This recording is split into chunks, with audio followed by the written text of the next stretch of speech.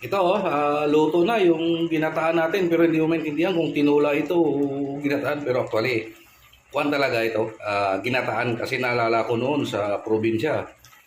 Kapag naggata yung tatay ko, may atswiti talaga at saka tanlad. Dia adobo niya muna yung native na manok. Pero sa atin, paalang, wala naman tayo pangbili ng native na manok. Actually, wala talaga dito kasi dito tayo sa Cavite. Ito, lagay na natin yung kakanggata. Yan. Wow. Pagkulo nito, ready to serve na. Kita mo? Papaya na ginataan. Ang lambot. Sarap. Na may 45 days na paa ng manok. Ang dami. Pero sa bagay, 3 bahay naman ito. Ang kakain ito. O, ready to serve na kung tutusin. Tignan natin. Wow.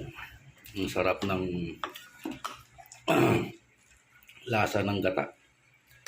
Lagyan natin ng kaunting patis.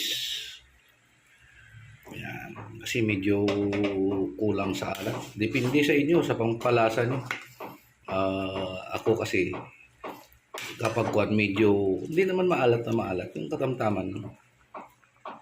Tikman natin ulit. Ayan.